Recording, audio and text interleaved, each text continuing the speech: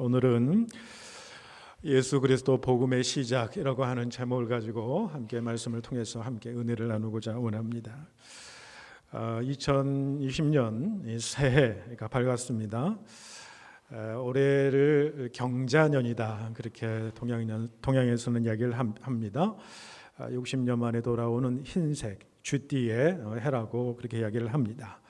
오늘 첫 주일 예배니까 이 경자년의 의미를 대석해서 우리 덕담으로 말씀을 시작하고자 합니다. 2020년도를 경자년이다 그러는데, 이 경이라고 하는 한문의 뜻은 흰색이다, 백색, 이런 의미가 있습니다. 특별히 흰색 동물은 우리 동양에서 굉장히 좋은 의미를 담고 있습니다. 상소로운 어떤 길조의 어떤 이미지를 갖고 있습니다. 꿈에서 흰 동물을 우리가 보게 되면은 길몽이다, 그렇게 이야기를 합니다. 그리고 경자에서 자자는 우리가 잘 아는 아들 자자입니다. 아들, 자식이라고 하는 의미인데, 이거를 동사로 쓰이면 번식하다라고 하는 의미가 있습니다. 그래서 이 자자를 써서 시간을 나타낼 때 자시다, 그렇게 이야기를 하게 되면 밤 11시에서 새벽 1시까지 시간을 의미합니다. 그러니까 어둠 속에서 만물의 씨앗이 잉태되는 그런 시간이라고 하는 것이겠지요. 그래서 경자년의 아주 좋은 의미는 뭐냐면 번영하다, 번성하다 라고 하는 그런 의미가 있다고 합니다. 이런 경자년의 의미처럼 우리 모든 성도들의 삶 속에서 이 신앙적으로 이 번영과 번성, 그러니까 하나님으로부터, 위로부터, 빛들의 아버지로부터 우리에게 내려온 것이 무엇이냐? 각양 좋은 은사와 온전한 선물이다 그랬습니다. 그 은사와 그 선물, 풍성한 하나님의 은혜 가운데 여러분의 삶과 생업의 현장, 자녀들과 우리 교회 위에 하나님의 놀라우신 풍성한 은혜가 가득 흘러 넘치게 되는 올 한 해 될 수 있기를 축복해 드립니다. 네. 특별히 올 한 해에는 우리 교회가 우리 장로님 기도하신 것처럼 일어나라, 빛을 발하라, 이사야 60장 1절에서 3절까지 말씀을 가지고 마음에 품고 믿음으로 고백하면서 우리 나아가기를 원합니다. 일어나라, 빛을 발하라. 2절 3절 연속해서 보시면은 내 빛이 이르렀다, 내 빛이 이르렀다. 그리고 여호와께서 임하실 것이다 라고 이야기합니다. 그의 영광이 나타난다 그럽니다. 그리고 나라들과 왕들이 다 내 빛 앞으로 나온다, 그렇게 이야기를 하는 거예요. 여러분, 이런 놀라운 여호와의 임재하심과 여호와의 영광의 빛이 새해에는 여러분의 삶과 가정 위에 흘러 넘칠 수 있기를 바랍니다. 특별히 우리 교회는요, 올 한 해 2020년도에 이전에 우리가 경험하지 못했던 하나님의 놀랍고 새로운 역사, 여호와의 영광이 이 교회 가운데 임하고 성도 가운데 임해서 하나님의 구원의 놀라운 역사를 드러내는 그런 복된 한 해 될 수 있기를 축복해 드립니다. 그 하나님의 구원의 역사를 이루어가면서 내가 동참해가고 내가 그 하나님의 구원의 역사에 참여하며 그 구원의 역사를 내가 경험하고 체험하는, 그래서 풍성한 하나님의 구원의 역사가 우리의 모든 성도들의 삶 가운데 임하는 복된 한 해가 될 수 있기를 원합니다.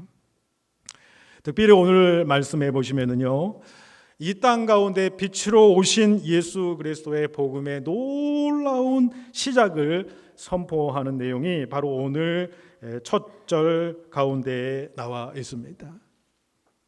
올 한 해는 이 주일 재단에 마가복음을 통해서 계속해서 하나님의 말씀을 나누고자 합니다. 이 마가복음이 어떻게 시작하느냐? 여러분 1장 1절을 다시 한번 보시기 바랍니다. 위대한 대선언이 나오고 있습니다. 1장 1절 함께 읽겠습니다. 시작. 하나님의 아들 예수 그리스도의 복음의 시작이라 했습니다. 저는요, 마가복음 1장 1절 이 서론은 한 줄, 아주 간단한 줄이지만은 대단한 선언이 그 가운데 있다라고 생각을 합니다. 우리가 성경을 시작하는 창세기 1장 1절에는 어떻게 시작하죠? 태초에 하나님이 천지를 창조하시느니라, 이렇게 말씀합니다. 저는요, 여러분, 천지를 창조하신 하나님의 말씀의 선포가 참 위대하고 참 광대하고 얼마나 위대합니까? 그런데 사실은 가만히 생각해 보면 이 마가복음 1장 1절의 선언은 제가 보기에는 창세기 1장 1절의 선언보다 더 위대한 선언이라고 생각을 합니다. 창세기 1장 1절은 창조의 시작을 알리는 그러한 선언입니다마는 마가복음 1장 1절은 창세기를 압도한다 저는 생각을 해요. 왜? 새로운 창조의 시작이 되었다 선포하는 거예요. 누구를 통해서? 예수 그리스도를 통해서요. 그 창조의 완성을 이루실 그 예수 그리스도의 복음의 시작, 새로운 삶의 시작, 새로운 놀라운 구원의 역사, 하나님의 놀라운 창조를 완성시키는 하나님의 역사가 예수 그리스도의 복음을 통해서 시작이 되었다라고 하는 거예요. 한 줄이지만 너무너무 놀라운 선언이고 선포다라고 하는 거예요. 이 선포의 말씀을 마가복음 1장 1절에서 시작하는 이유가 뭘까요? 이 마가복음을 읽는 저자들에게 이렇게 마가는 이야기하는 것입니다. 우리의 인생이 어떻게 새로워질 수 있을까라는 거예요. 내 인생 가운데 무의미한 인생, 좌절에 빠진 인생, 혼란하고 불안하고 혼돈 가운데 인생이 어떻게 하면 내 인생이 새로워질 수 있는가? 이렇게 질문하는 우리 개인의 심령 가운데, 인류 가운데에 성경은 대답을 하는데 오늘 본문 1장 1절의 말씀이에요. 하나님의 아들 예수 그리스도의 복음의 시작이라. 예수 그리스도의 복음이 우리를 새롭게 인도하신다. 그것이 기쁜 소식이다라고 하는 사실을 선포하는 내용이 오늘 마가복음 1장 1절의 내용이다라는 것입니다. 우리가 본문의 내용을 먼저 살피기 전에 이 마가복음은 어떤 책인가 가장 핵심적인 내용만 짚고 우리 본문 속으로 들어가기를 원합니다. 이 마가복음은 우리가 사복음이 있습니다마는 사복음 가운데 제일 먼저 쓰여진 책이 마가복음입니다. 그래서 마가복음을 원복음서다 그렇게 이야기를 하기도 합니다. 장수도 제일 적습니다. 분량도 제일 적습니다마는 가장 많은 사건들이 기록되어 있는 책이 마가복음입니다. 그런데 이 마가복음을 우리가 이해하고 마가복음이 우리를 이끄는 대로 우리의 신앙의 여정을 가기 위해서는 이 마가가 이 복음서를 쓰면서 어떤 마음으로 썼는지를 우리가 잘 살펴볼 필요가 있어요. 곧 마가는 어떤 신앙인의 삶을 살았는가라고 하는 것을 우리가 좀 살펴볼 필요가 있습니다. 이 마가라고 하는 인물이 오늘 복음서를 저술을 했는데 이 마가가 처음 나타나는 것이 사도행전 2장에 보면은 여러분 오순절 성령의 놀라운 사건을 통해서 교회가 이루어지지 않습니까? 그 오순절 성령의 사건이 임한 곳이 어디입니까? 바로 마가의 다락방이었습니다. 마가의 다락방에 많은 사람들이 모였다는 것은 마가는요 예루살렘의 부요한 어떤 집안의 아들이었음을 보게 됩니다. 좀 넉넉한 집안의 아들이었어요. 또 그 집안 가운데 보면은 이 마가는 바울과 바나바, 우리 잘 알고 있는 그 바나바의 조카였습니다. 그러니까 좋은 믿음의 집안 가운데에 그래도 넉넉한 집안 가운데 살았던 그런 마가였습니다. 이 마가가 바울과 바나바가 이 세계 전도 여행 1차 전도 여행을 떠나게 되었을 때 같이 동참을 하게 됩니다. 그런데 구브로 섬을 떠나서 이제 지금의 터키 땅에 이제 도착을 했는데 밤빌리아 버가에 이르렀을 때 갑자기 선교 여행을 중단해 버리게 됩니다. 이 마가는 참을 수가 없는 거예요. 이 선교 여행이 너무너무 힘들고 어려웠던 것 같아요. 그래서 다시 되돌아가 버리고 맙니다. 이건 분명히 신앙적으로 미성숙한 태도를 의미하는 거지요. 그 신앙의 그 순간만큼은 퇴보한 거예요. 믿음에 실패한 그 순간이었다라고 하는 거예요. 이 일을 계기로 해서 어떻게 됩니까? 그 위대한 전도자인 바울과 바나바는 얼마나 선한 사람이 착한 사람입니까? 이 사람들이 2차 세계 전도여행을 같이 가려고 하는데 마가를 데리고 가냐 데리고 가지 않느냐라고 하는 문제를 가지고 대판 서로 싸우게 돼요. 그래서 결국에는 이 바나바와 이 바울이 결별해서 각자 선교의 길을 가게 되는 그 일을 만든 장본인이 누구냐? 마가였다라는 거예요. 마가는 한순간 그 순간은 퇴보한 사람이었습니다. 믿음의 실패자였습니다. 그런데 중요한 것은 그의 믿음이 완전히 파산한 것은 아니었다라는 것을 우리가 성경의 내용을 전반적으로 살펴보면 나오게 됩니다. 신앙의 뒷걸음질 치는 일들은 그 가운데 있었어요. 그런데 여러분 포기하지 않습니다. 다시 일어선다라는 거예요. 바나바와 더불어서 선교 여행길을 계속하게 됩니다. 그리고 그 이후의 여정에 있어서 이 마가의 모습을 보면 신앙의 성장과 성숙이 계속해서 이루어지는 것을 보게 되고요. 그 한 번의 인생의 큰 실패 이후에 그 인생의 마지막에 이르기까지 그는 목표를 향해서 한 번도 뒤를 돌아보지 않고 삶을 살아갔던 신앙의 성숙과 성장을 이루었던 사람, 한 번의 실패를 성숙의 기회로 삼고 성장의 기회로 삼았던 사람이에요. 나중에 사도 바울도 그를 인정하는 것을 보게 됩니다. 디모데후서에 보시면, 디모데후서는 사도 바울이 이제 형장이 이슬로 사라지기 바로 직전에 쓰신 그런 서신입니다. 그 서신 가운데 뭐라고 얘기하냐면 마가를 꼭 데려오라, 내 일에 유익하니라. 내 일은 하나님의 나라의 일입니다. 그 나라의 일에 그 마가가 유익하다. 사도 바울이 순교합니다. 그래도 여전히 마가는 누구와 동행하냐면 베드로 사도와 동행을 하면서 사역을 감당합니다. 특별히 베드로와 다른 사도들을 통해서 예수에 대해서 직접 많은 이야기들을 듣게 되는 것이죠. 그래서 그 전에 들은 이야기를 가지고 내가 예수님을 만난 그 경과 더불어서 내가 예수님을 가장 중요하게 생각하고 이 예수님을 전하야겠다고 생각을 하면서 그 예수님에 대해서 복음서를 쓰게 되는 것이 바로 우리가 읽는 마가복음의 이야기다.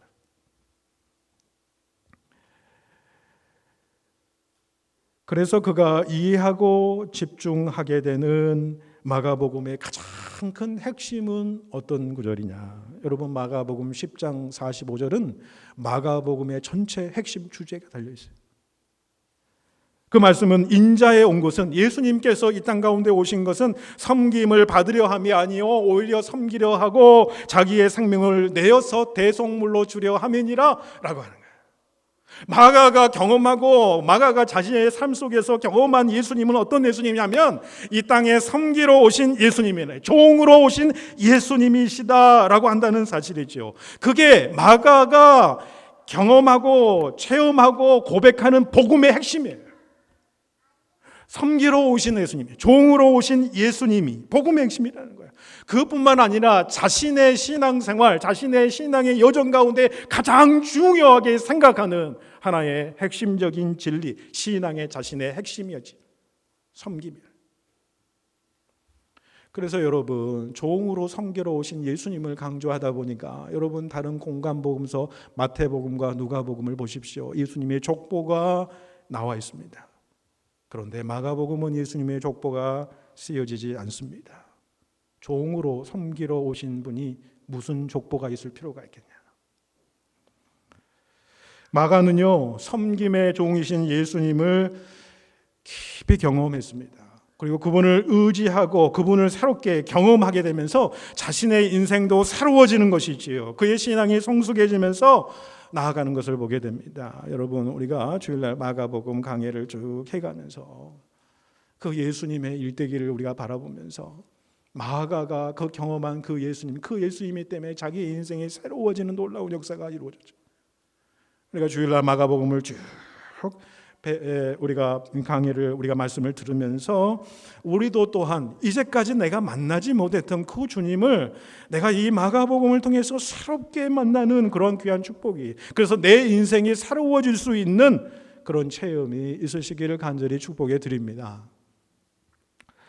이제 본문으로 본격적으로 들어가면서 우리 질문 한 가지를 합니다. 마가는 이 복음서를, 그의 시작을 예수 그리스도의 복음으로 선포하면서 시작을 합니다. 그런데 예수 그리스도의 복음을 선포했으면 예수 그리스도에 대해서 이야기를 시작해야 되는데 왜 오늘 본문에 보시면 1절에 예수 그리스도의 복음의 시작이다라고 이야기를 하면서 2절부터 쭉 보시면은 복음의 시작을 세례 요한의 이야기로부터 시작을 한다는 거예요. 왜 그랬을까요? 예수 그리스도가 복음의 시작이다라고 하는 것은요, 여러분 전적으로 새로운 시대가 도래했다라고 하는 것을 의미하는 것입니다. 그 예수 그리스도가 누구냐? 하나님이 보내신 자예요. 요한복음에서 얘기한 대로 세상을 구원한 어린 양으로 이 땅 가운데 오신 그 어린 양은 이 세상을 구원할 구원자시요 메시아 되신다라고 하는 그런 의미가 되는 것입니다. 이것을 증명하는 인물이 누구냐? 바로 세례 요한이기 때문에. 세례 요한이 구약 시대를 마무리하면서 새로운 시대를 준비하고 열었던 인물이다라고 하는 사실을 보게 됩니다. 여러분, 우리가 1절 끝나고 2절 3절에 보시면은 마가는요 복음의 시작을 알리면서 2절 3절에 제일 먼저 나타나는 것을 이사야의 글을 들어서 이야기를 합니다. 이사야의 글의 핵심은 여러분 무엇입니까? 내가 사자를 보내겠다는 거예요. 그 사자는 어떤 사람이냐? 광야에서 외치는 자의 소리인데 주의 길을 준비하게 하고 주의 오실 길을 곧게 하는 사람이다라고 하는 사실을 이사야를 통해서 이야기를 하고 있어요. 그리고 2, 3절에 그 이야기를 하고 나서 바로 여러분 4절을 보십시오. 4절을 보시면은 바로 누가 나옵니까? 세례 요한이 광야에 이르라. 이게 무엇을 의미할까요? 이사야 선지자는 예수 그리스도의 오심, 메시아의 오심을 예언했던 사람이고 온 이스라엘 유대 사람이면 이 이사야의 예언을 모르는 사람이 한 사람도 없었다라고 하는 것이지요. 그런데 그가 예언한 사람이 누구냐? 바로 세례 요한이라고 하는 거예요. 그 세례 요한이 하는 길이 무엇입니까? 예수 그리스도 그 메시아를 준비하는 거예요. 주의 길을 오실 길을 준비하고 오실 길을 곧게 하는 사람이다라고 하는 사실. 여러분, 복음이라는 것이 무엇입니까? 하나님이 이루시고자 하시는 결정적이고 최종적이고 유일적인 구원의 놀라운 역사지요. 그래서 바울은 이 복음은 모든 민자들에게 구원을 주시는 하나님의 능력이 됩니다. 그렇게 고백하지 않습니까? 하나님의 이 구원의 역사가 예수 그리스도 통해서 이루어짐을 선포하는 자가 누구였냐? 바로 세례 요한이었다. 그래서 마가복음은 예수 그리스도의 복음의 시작을 알리고 세례 요한으로부터 시작이 된다는 거예요. 또 한 가지 측면, 마가의 측면에서 바라보면 마가는 종으로 오신 예수님을 강조하지. 그래서 마가는 생각하는 거예요. 이 땅에서 예수님처럼 종으로 섬긴 가장 모델이 될 만한 사람은 누구일까? 그는 예수님보다 6개월 먼저 오셔서 와서 예수 그리스도의 길을 예비한 세례 요한이다. 세례 요한이다. 예수님도 세례 요한을 가르쳐서 뭐라고 얘기하시냐? 여자가 낳은 사람 중에 가장 위대한 사람이 세례 요한이라고 그랬어요. 오늘 본문의 5절의 말씀에 보시면은 세례 요한은 당시에 거의 슈퍼스타에 가까운 사람이었어요. 보세요. 모든 유대 지방 사람과 예루살렘 사람들이 어떻게 보니까 자기 죄를 자복하고 세례 요한 앞으로 나왔다 그렇게 얘기를 하는 거예요. 그런데도 불구하고 철저히 예수님을 닮은 종의 모습으로 그의 삶을 보여준 분이 누구냐? 세례 요한의 모습이었다. 무엇보다도 세례 요한은 자신의 사명을 분명히 알고 있던 사람이에요. 내가 무엇 때문에 태어났고 왜 내가 거기에 있는지를 분명히 알았던 사람이에요. 그의 사명이 무엇입니까? 광야에서 외치는 소리가 무엇입니까? 보라, 하나님의 어린 양이로다 라고 하는 선포의 내용 아니겠습니까? 하나님의 어린 양 예수 그리스도, 그를 바라보면서 그분이 하나님의 아들이시요 메시아이시고 구원자이심을 선포하는 그 일들을 자기의 사명으로 분명코 알았던 사람입니다. 그 사명을 이루기 위해서 세례 요한은 어떤 삶을 살았느냐? 여러분 6절 보시면 요한은 약대 털옷을 입고 허리에 가죽띠를 띠고 메뚜기와 석청을 먹더라 그렇게 말씀을 하지요. 약대 털옷이나 가죽띠나 이런 모든 것들은 가장 당시의 서민들이 착용하던 옷이요 허리띠였다라는 거예요. 메뚜기도 마찬가지입니다. 가난한 서민들이 애용하던 음식이었고요. 석청은 말하자면 디저트인데 야생의 벌꿀을 의미합니다. 여러분, 이러한 요한의 모습에서 어떤 이미지가 나오는 것일까요? 우리가 영적으로 바라보면요, 우리가 세례 요한처럼 살 수는 없지 않습니까? 광야에서 허리에 허리띠를 띠고 가죽으로 허리띠를 띠고 메뚜기와 석정을 먹으며 살아갈 수는 없는 것이겠죠. 그러나 이 세례 요한의 삶의 모습 속에서 우리에게 주시는 영적인 메시지가 있다는 거예요. 그건 무엇인지 아십니까? 초대교회부터 중세 그리고 지금에 이르기까지 존경받는 하나님의 사람들이 사모한 삶의 양식이 무엇이었냐면은 모두 한결같이 그들은 단순한 삶을 살았다는 거예요. 단순한 삶의 양식이 그 가운데 있었다는 거예요. 요한이 왜 그런 삶을 살았느냐? 복음 증거라고 하는 더 중요한 목적을 위해서 가장 단순한 삶에 만족을 했다라는 거예요. 여러분, 우리식으로 이야기하면 그래요. 하나님의 나라와 그의 의의를 제일 먼저 위하는 사람, 먼저 하나님의 나라와 그 일을 위하는 삶을 살아요. 그러면 나머지 모든 것들은 하나님께서 더해 주신다는 거예요. 내가 어떤 마음으로 세상 가운데 살아갈 것인가, 무엇을 향해서 내가 살아갈 것인가, 네 보물이 있는 곳에 네 마음이 있다고 그랬잖아요. 여러분, 우리의 마음의 보물이 무엇이에요? 보물이 하나님의 나라고 예수 그리스도의 복음이라고 한다면 그 복음을 위해서, 하나님의 나라를 위해서 그 나머지 것들은 조금 희생하고 조금 더 잘라내더라도 더 중요한 인생의 핵심 가치를 위해서, 나에게 주신 하나님의 놀라운 복음의 역사, 그 복음의 놀라운 일들이 내 삶 가운데 이루어지고 아버지의 놀라우신 구원의 역사가 이루어지는 일들, 이 핵심적인 가치, 이 가치를 위해서 덜 중요한 것들은 가지치게 하는 것, 그 삶이 단순한 삶이라는 거예요. 여러분 생각해 보세요. 우리는 긴급한 일들 때문에 중요한 핵심 가치를 놓치고 살아갈 때가 많아요. 여러분, 우리의 신앙의 삶을 돌아보세요. 주일 예배 섬기고 기도하고 말씀 보는 일, 하나님을 영적으로 만난 일만큼 더 중요하고 중요한 핵심적인 가치가 어디 있어요? 하나님의 나라를 위해 섬겨나가는 그 일만큼, 구원의 놀라운 역사에 동참하는 일만큼 그것보다 더 중요한 핵심적인 가치가 없어요. 그런데 우리는 긴급한 일 때문에 자꾸 중요한 일들을 놓치게 되는 거예요. 단순한 삶은요, 그저 우리가 그런 단순한 삶의 방편들을 가지고 살아가는 게 중요한 것이 아니라 내가 무엇이 중요한가, 하나님을 믿는 사람으로서 무엇이 중요한가, 그 핵심 가치, 가장 중요한 가치를 내 앞에 내려놓고 그 나머지의 것들은 부차적인 것들로 내려놓는 삶을 의미하는 거예요. 하나님의 나라와 그 의를 위하면 나머지 것들은 하나님께서 다 채워주신다라는 믿음을 가지고 살아가는 삶의 모습이지요. 다음으로 세례 요한은 원래 제사장 가문이었습니다. 그의 장래는 보장이 되었던 사람입니다마는 그는 광야에서 생활을 하게 됩니다. 광야라고 하는 말의 뜻은요, 히브리어로 미드바르라고 하는 단어입니다마는 두 단어가 합쳐졌습니다. 맴이라고 하는 단어와 다바르라고 하는 단어가 합쳐졌는데, 맴이라고 하는 것은 나라, 장소를 의미합니다. 그리고 다바르라고 하는 것은 말하다, 명령하다라고 하는 의미가 있어요. 그러니까 히브리어로 광야, 미드바라라고 하는 것은 굉장히 중요한 영적인 의미가 그 가운데에 심겨져 있다라는 거예요. 그게 뭐예요? 광야의 곳은, 광야는 어느 곳이냐? 하나님의 말씀의 나라가 이루어지는 곳이다. 그래서 여러분, 광야는 어떤 곳입니까? 내가 세상과 이별하는 장소, 나를 하나님의 자녀됨의 그 자리로 올라가기 위해서 나를 끊임없이 단련하는 장소예요. 내 자아가 죽는 장소예요. 그래서 예수 그리스도가 내 안에 살아가는 장소예요. 특별히 광야는 하나님의 계시가 내려지는 그런 장소예요. 하나님을 만나고 하나님의 말씀이 임하는 장소, 하나님의 음성을 듣고 하나님의 명령을 듣고 하나님의 놀라운 영광이 나타나는 장소가 광야예요. 광야.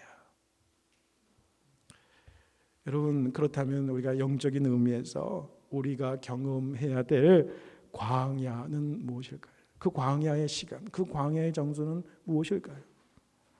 여러분, 내 삶에서 영적인 의미로 볼 때에 내 삶에서 내 자신을 자꾸 죄의 세력 가운데 끌어내리려고 하는 이 세상적인 욕심과 욕망을 내려놓는 시간과 장소가 우리에게 과연 있냐는 거예요.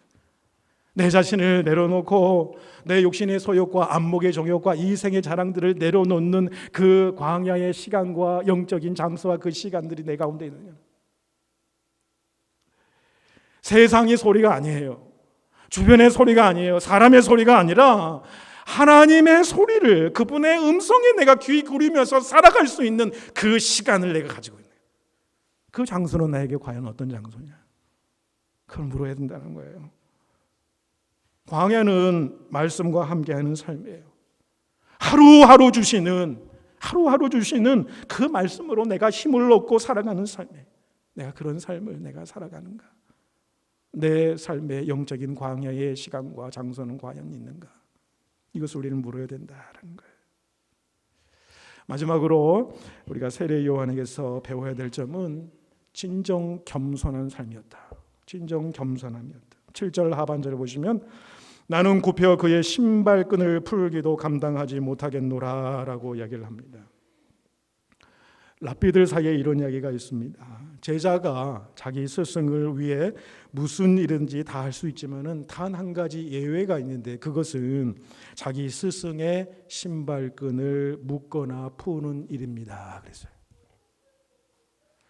하늘 같은 스승에게도 제자가 하지 않는 단 한 가지 일이 있다고 그래요. 그런 신발끈을 묶고 푸는 일이다. 그런데 세례 요한은 어떻게 해야 합니까? 비천한 종이 하는 신발끈 푸는 일조차도 자기는 감당하기 어렵다. 왜요? 자기는 인생 가운데 태어난 모든 사람 중에 가장 큰 자라고 예수님이 말씀하셨지만은 자기와 예수님을 비교하면 자기는 정말 비교할 수조차도 없는 자기 자신의 모습을 너무 잘 알았기 때문에. 여러분, 우리 자신을 돌이켜서 우리가 질문을 한번 해보시지요. 내가 인생을 살아갈 때에 우리의 인생이 왜 이렇게 힘들까요? 왜 이렇게 짜증이 나고 괴로울 때가 있을까요? 대부분은요, 마음의 갈등에서부터 나오게 됩니다. 칡넝쿨처럼 얽혀져 있는 내 마음의 갈등에서 나와요. 그게 뭡니까? 자기중심적인 생각이에요. 자기중심적인 생각에서 내가 인정을 받아야 하고 내가 옳다는 거예요. 내 이름이 앞서야 되는 거예요. 내가 존경함을 받아야 되는 거예요. 그런데 그렇지 못하는 거예요. 나는 이런데 다른 사람이 나를 인정해 주지 않는다고 생각하는 거예요. 거기서 오는 분노가 내 마음을 사로잡는 거예요. 거기서 오는 소외감과 아픔이 있는 거예요. 이런 것들이 내 마음 가운데 막 엉클어져 있다 보니까 나도 모르게 슬픔이, 분노가 막 표출이 되는 거예요. 그런데 여러분, 겸손이라는 것이 무엇입니까? 겸손은요, 억지로 자기 자신을 낮추는 게 아니에요. 어떻게 보면 자기 이상도 아니에요. 자기 이하도 아니다.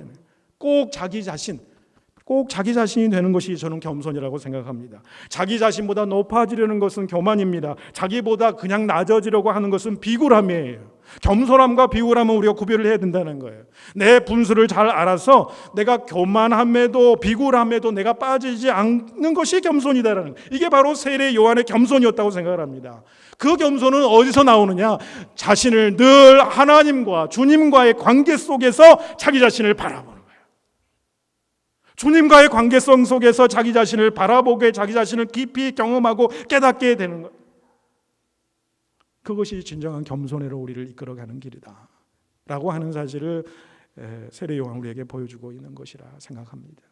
여러분, 오늘 말씀 앞에 결단할 수 있기를 바랍니다.